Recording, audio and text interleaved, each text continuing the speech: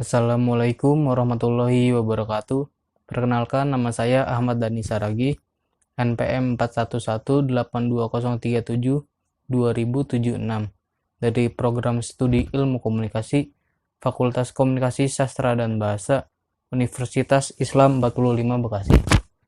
Saya akan menjelaskan beberapa materi dari dosen pengampu saya, Pak Rizal Pahlevi. Yang pertama, makanan dan minuman halal harus memiliki beberapa kategori berikut. Pertama, halal zatnya. Hal ini berarti makanan dan minuman halal harus terbuat dari bahan yang halal pula, tidak mengandung unsur-unsur yang diharamkan menurut syariat. Contohnya seperti nasi, susu, telur, dan lain-lain. Halal cara mendapatkannya. Selain itu, makanan dan minuman halal harus didapatkan dengan cara yang halal pula. Sesuatu yang halal tetapi cara mendapatkannya tidak sesuai dengan hukum agama akan menjadi haram. Jadi walaupun kamu mengkonsumsi makanan dan minuman yang dari segi zat adalah halal, namun kamu mendapatkannya dengan cara mencuri, menipu, dan lain-lain, maka hal tersebut menjadi haram. Halal proses pengolahannya. Selanjutnya, makanan dan minuman halal harus diperoleh dengan cara yang halal pula. Cara atau proses pengolahannya juga harus benar. Hewan seperti kambing, ayam, sapi, jika disembelih dengan cara yang tidak sesuai dengan hukum Islam, maka dagingnya menjadi haram. Berikut ini dalil tentang makanan dan halal dan haram, yang artinya sesungguhnya Allah mengharamkan bagimu bangkai, darah, daging babi, dan hewan yang ketika disembelih disebut tidak menggunakan nama Allah. Tetapi barang siapa yang dalam keadaan terpaksa memakannya, sedang dia tidak menginginkan dan tidak ada pula atau melampaui batas, maka tidak ada dosa baginya. Sesungguhnya Allah Maha Mengampuni lagi Maha Penyayang. Quran Surat Al-Baqarah ayat 173. Macam-macam makanan haram. Yang pertama, bangkai binatang apapun, kecuali bangkai ikan dan belalang. Kedua, darah, kecuali hati dan limpa. Ketiga, daging babi. Keempat, daging hewan yang disembelih atau dihidangkan atas nama selain Allah.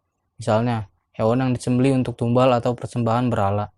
Demikian juga makanan yang dihidangkan untuk sesajen, makam, pohon, keramat, atau berhala tertentu. Kelima, hewan yang mati karena tercekik, dipukul, jatuh, ditanduk, atau diterkam binatang buas. Keenam, hal-hal yang kotor dan menjijikan, sebagai misal tikus, lalat, kotoran, belatung, dan lain sebagainya. Ketujuh, binatang yang bertaring atau berkuku tajam. Dengan taring atau kukunya itu, ia gunakan untuk mencengkram atau menyerang musuh-musuhnya. Hal-hal ini tergambar dalam sabda Nabi Muhammad SAW, semua binatang buas yang bertaring, maka memakannya adalah haram. Hadis riwayat Muslim. 8. Bagian dari hewan yang dipotong, sedang ia masih hidup dan belum disembelih. Hal ini sesuai dengan hadis yang diriwayatkan Abi Waqid Al-Alaitsa R.A.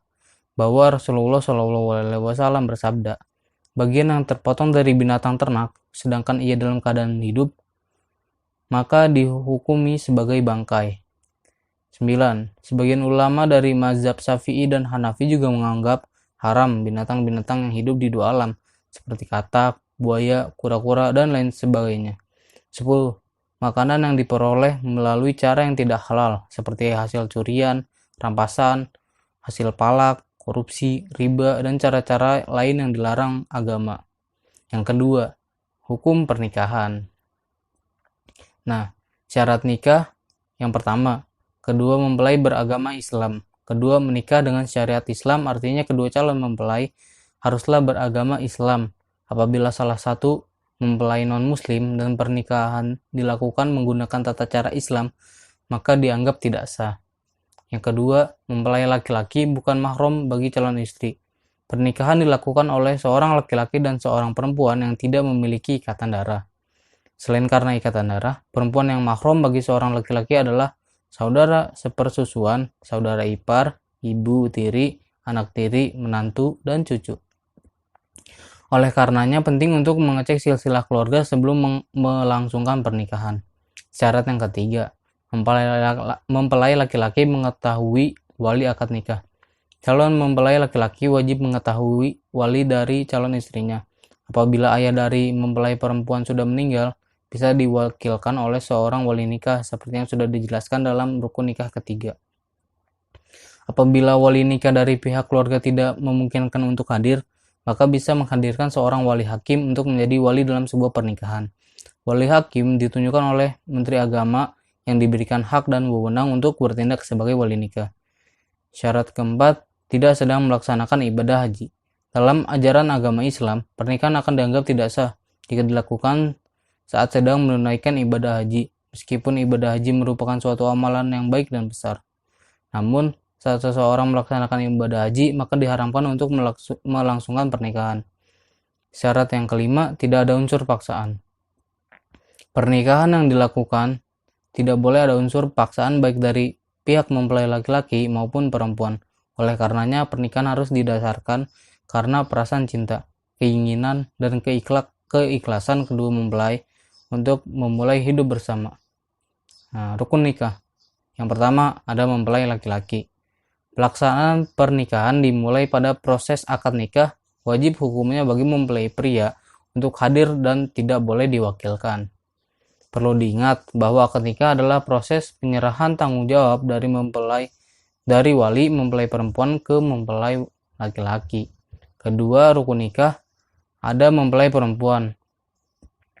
Berdasarkan syariat Islam, rukun nikah yang kedua adalah adanya mempelai perempuan yang halal untuk dinikahi. Ada beberapa kondisi yang menyebabkan seorang perempuan haram untuk diperistri.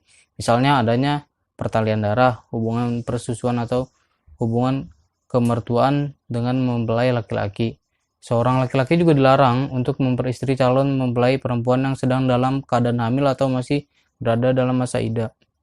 Masa iddah adalah masa tunggu seorang perempuan yang telah berpisah dengan suami terdahulu, baik karena cerai, hidup, atau mati. Rukun nikah yang ketiga ada wali nikah untuk mempelai perempuan. Selain adanya mempelai laki-laki dan perempuan, dalam suatu pernikahan juga diperlukan seorang wali untuk mempelai perempuan. Utamanya wali nikah adalah ayah kandung, namun jika ayah kandung tersebut tiada atau berhalangan hadir karena kondisi mendesak, seorang yang berhak menjadi wali adalah kakek atau saudara laki-laki gadis keturunan ayah. Selain itu, keluarga mempelai perempuan yang berhak menjadi wali diantaranya adalah ayah, kakek dari pihak ayah, kakak atau adik laki-laki si ayah, paman dari keluarga seayah, serta keponakan laki-laki dari pihak ayah. Rukun nikah yang keempat adalah dua orang laki-laki sebagai saksi nikah. Agar pernikahan bisa sah, wajib hukumnya untuk menghadirkan dua orang laki-laki sebagai saksi saat ijab kabul. Kedua saksi ini harus memenuhi 6 syarat, yaitu berjenis kelamin laki-laki, beragama Islam, sudah akil balik, berakal, adil, dan merdeka. Arti merdeka di sini tidak berstatus budak atau tawanan pihak lain. Dua orang yang bisa menjadi saksi pernikahan adalah keluarga, tetangga, ataupun orang yang dipercaya oleh kedua mempelai. Kelima, rukun nikah. Rukun nikah yang kelima, ijab dan kabul. Suatu pernikahan dapat dikatakan sah dalam Islam setelah mempelai laki-laki mengucapkan ijab dan kabul. Ijab dan kabul dimaknai sebagai pengucapan janji suci kepada Allah Subhanahu wa taala di hadapan penghulu, wali, dan saksi nikah. Melalui ijab kabul, mempelai laki-laki menyatakan kesediaannya untuk bertanggung jawab atas calon istrinya. Macam-macam talak yang harus kamu perhatikan sesuai dengan syariat Islam. Ada beberapa jenis macam talak yang perlu kamu ketahui sebagai dari memahami perkataan sang suami. Yang pertama, segi tegas dan tidaknya perkataan yang terucap. Macam-macam talak pertama yang bisa kamu ketahui adalah dari sisi ketegasan perkataan yang diucapkan. Kamu pun bisa mengucapkan tanpa harus bernada tinggi. Dengan contoh bunyi sebagai berikut. Talak kinaya. Jenis talak diucapkan dengan kata-kata yang belum jelas makna dan pemahamannya. Kita sudah tidak bisa mempertahankannya lagi, ucap sang suami sebagai contoh. Talak sari. Sebaliknya, talak ini sudah mengandung kata-kata yang jelas makna dan tujuannya dengan bunyi, aku minta kita pisah. Kedua, dari segi jumlah. Macam-macam talak dalam agama Islam dapat ditinjau dari berbagai segi, termasuk jumlah ucapan yang dilakukan. Talak 1, peringatan. Pertama yang dijatuhkan oleh suami kepada istri. Talak kedua, talak yang dijatuhkan sang suami kepada istri untuk kedua kalinya maupun 2 ucapan langsung. Talak ketiga, ucapan talak yang dijatuhkan sebanyak 3 kali, maupun talak 3 yang diucapkan pertama kalinya. Ketiga, segi kesadaran istri. Macam-macam talak bisa dilihat dari segi keadaan sang istri dengan rincian sebagai berikut. Pertama, talak bid'i. Jenis talak yang diucapkan sang suami kepada istri yang digauli saat haid dan dalam keadaan suci. Terus berikutnya ada talak sunni. Talak ini diucapkan sang suami kepada istri yang pernah digauli dan kondisi istri dalam keadaan suci dan pada waktu belum digauli sedang hamil dan jelas kehamilannya. Talak la sunni wala bid'i. Jenis talak yang diucapkan sang suami dengan keadaan istri yang belum digauli dan belum pernah haid, belum balik ataupun telah menopause. Macam-macam talak berdasarkan keputusan rujuk. Talak cerai selanjutnya dapat dilihat dari segi boleh tidaknya rujuk atau berpisah. Jenis ini pun terbagi dua, antara lain talak bain. Talak bain adalah jenis talak yang tidak boleh rujuk kembali, yakni baik talak surga dan kubro. Sugro dan kubro. Talak bain sugro merupakan talak yang menghilangkan kepemilikan sang suami terhadap suami, namun terlalu berlaku sebaiknya ini melakukan akad nikah ulang. Sementara talak bain kubro adalah talak tiga yang tidak memperbolehkan rujuk kecuali istri sudah menikah dan kembali berpisah. Talak raj'i. Macam-macam talak ini memperbolehkan rujuk kembali setelah bercerai, namun syarat merujuk saat istri sedang masa iddah. Jika istri sudah berada di luar masa iddah, maka dapat dirujuk kembali dengan cara melakukan akad nikah ulang. Macam-macam talak dari segi langsung atau tidak ucapan. Jenis talak bisa dilihat dari segi langsung atau tidaknya talak dan ucapan yang dapat dideskripsikan sebagai berikut. Talak mualak. Jenis talak mualak adalah talak yang memiliki syarat tertentu, yakni dijatuhkan apabila syarat suami tidak terwujud dengan baik melalui ucapan. Sebagai contoh, kalau sampai kita nggak punya anak laki, aku talak kamu, dan sang istri mengandung anak perempuan. Talak gairu mualak. Jenis talak ini adalah macam-macam talak yang tidak dikaitkan dengan syarat tertentu. Jadi, apabila suami telah berkata untuk bercerai, maka talak sudah menjadi faktor utama sebagai perkara perceraian. Macam-macam talak berdasarkan cara suami. Macam-macam talak terakhir bisa kamu lihat dari segi suami menjatuhkan talak dengan beberapa cara sebagai berikut. Yang pertama dengan ucapan. Macam-macam talak yang sering dilakukan adalah menjatuhkan dengan ucapan bernada tinggi. Meski demikian, macam-macam talak tersebut bisa kamu jatuhkan dengan cara-cara lain yang lebih relevan. Tak jarang ucapan talak dilakukan dalam keadaan tidak sadar sekalipun bisa melukai dan merugikan orang lain. Yang kedua dengan isyarat. Cara ini disampaikan sang suami yang tidak memiliki kemampuan berbicara dari hati ke hati pada sang istri. Hal tersebut harus diperhatikan oleh istri melalui ekspresi sekalipun gerak-gerik yang dilakukan suami. Yang ketiga dengan tulisan. Salah satu cara yang meyakini untuk talak cerai bisa kamu lakukan dengan tulisan pada suami, kemudian dibaca. Tak jarang, tulisan tersebut bisa menjadi pertanda pisah ranjang sekalipun menjadi rangkaian perceraian first talk. Yang keempat dengan utusan. Sang suami bisa menjatuhkan talak pada istri dengan perantara yang diutus untuk menyampaikan maksud dan tujuan bercerai. Ada beberapa utusan yang kerap menjadi referensi, bisa dari pengacara pribadi sekalipun orang tua suami. Tata cara rujuk dalam Islam. Pada dasarnya, semua ulama sepakat jika cara rujuk adalah dengan ucapan, baik itu berupa ucapan kalimat jelas seperti aku rujuk denganmu, atau dengan ucapan makna tersirat seperti aku kembali padamu. Ada satu cara rujuk lainnya yang menimbulkan banyak perdebatan, yaitu cara rujuk dengan perbuatan seperti suami mencium istrinya. Beberapa ulama memiliki pendapat kalau cara ini nggak sah, karena hakikatnya rujuk adalah mengembalikan ikatan pernikahan. Maka seperti akad nikah yang nggak akan sah kecuali dengan ucapan. Hal yang sama berlaku pada rujuk. Namun ulama lain berpendapat kalau rujuk dapat terjadi dengan perbuatan yang disertai niat. Jadi ketika seorang suami menyentuh istrinya secara intim dan mengajaknya berhubungan seksual dengan disertai niat untuk rujuk, maka keduanya rujukan kembali. Mayoritas ulama fikih berpendapat seperti ini. Rujuk menjadi jalan bagi suami dan istri yang berada di ambang perceraian untuk kembali bersatu, mengikat tali pernikahan yang sempat merenggang. Ada hukum rujuk, syarat rujuk, dan cara rujuk yang perlu diketahui oleh masing-masing pihak. Dengan begitu, suami dan istri dapat rujuk secara sah. Pembahasan yang ketiga adalah yang A. Bagaimana cara menjadi keluarga yang sakinah mawaddah warahmah. Yang pertama itu yang A. Cara untuk menjadikan keluarga sakinah mawaddah warahmah memiliki pasangan dengan kriteria yang tepat. Kita harus menentukan dulu pasangan seperti apa yang dibutuhkan untuk membina keluarga yang sakinah, dan carilah kriteria pasangan sesuai dengan kriteria dan tuntunan sunnah Rasul. Wanita biasanya dinikahi karena 4 hal, karena hartanya, karena kedudukannya, karena parasnya, dan karena agamanya. Maka hendaklah kamu pilih karena agamanya, keislamannya. Sebab kalau tidak demikian, niscaya kamu akan merugi. Hadis riwayat Muslim. Yang selanjutnya, memenuhi syarat utama dalam berumah tangga.